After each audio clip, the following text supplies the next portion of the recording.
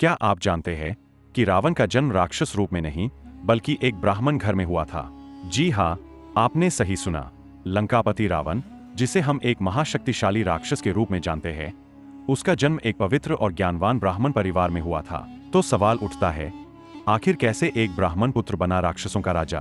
कौन थे उसके माता पिता और किस कारणवश वह इतना शक्तिशाली बना कि खुद देवता और ऋषि भी उससे भयभीत हो गए? आज हम आपको सुनाने जा रहे हैं रावण के जन्म की वो अनसुनी और अद्भुत कथा। पूर्व काल में ब्रह्मा जी ने अनेक जल जंतु बनाए और उनसे समुद्र के जल की रक्षा करने के लिए कहा। तब उन जंतुओं में से कुछ बोले कि हम इसका रक्षण करेंगे और कुछ ने कहा कि हम इसका यक्षण करेंगे। इस पर ब्रह्मा जी ने कहा कि जो रक्षण करेगा वह राक्षस कहलाएगा और जो यक्षण करेगा वह यक्ष कहलाएगा। इस प्रकार वे दो जातियों में बंट गए। पौराणिक काल में राक्षसों में हेती और प्रहेती दो भाई थे। प्रहेती तपस्या करने चला गया, परंतु हेती ने भया से विवाह किया, जिससे उसके विद्युतकेश नामक पुत्र उत्पन्न हुआ। विद्युतकेश के सुकेश नामक पराक्रमी पुत्र हुआ। सुकेश के माल्यवान, सुमाली और माली नामक 3 पुत्र हुए। तीनों ने ब्रह्मा जी की तपस्या करके यह वरदान प्राप्त कर लिए कि हम लोगों का प्रेम अटूट हो और हमें कोई पराजित न कर सके। वर पाकर वे निर्भय हो गए और असुरों को सताने लगे। उन्होंने विश्वकर्मा से एक अत्यंत सुंदर नगर बनाने के लिए कहा। इस पर विश्वकर्मा ने उन्हें लंकापुरी का पता बताकर भेज दिया। वहां वे बड़े आनंद के साथ रहने लगे। माल्यवान के वज्रमुष्टि, विरूपाक्ष, दुर्मुख, सुप्तघ्न, यज्ञकोप, मत और उन्मत्त नामक 7 पुत्र हुए। सुमाली के प्रहेस्त्र, अकंपन, विकट, कालिकामुख, धूम्राक्ष, दन, सुपार्श्व, संघनादि, प्रधस एवं भारकर्म नाम के 10 पुत्र हुए। माली के अनल, अनिल, हर और संपाति नामक 4 पुत्र हुए। ये सब बलवान और दुष्ट प्रकृति होने के कारण ऋषिमुनियों को कष्ट दिया करते थे।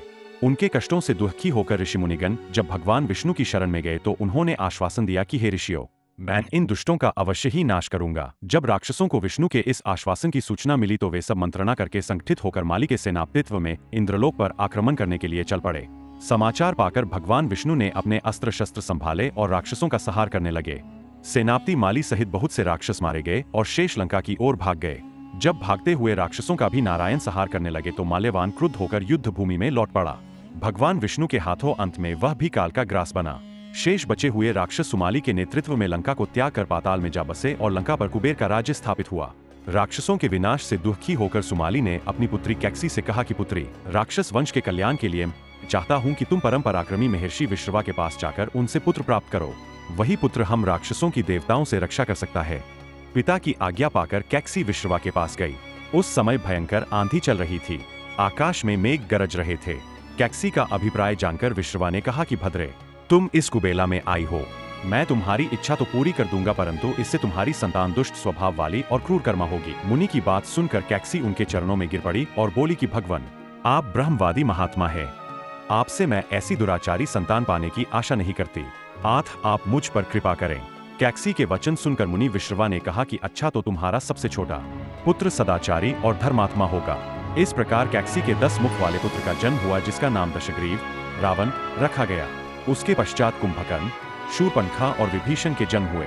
दशग्रीव और कुंभकर्ण अत्यंत दुष्ट थे, किंतु विभीषण धर्मात्मा प्रकृति का था। ऐसी और कहानियों के लिए चैनल को सब्सक्राइब करें।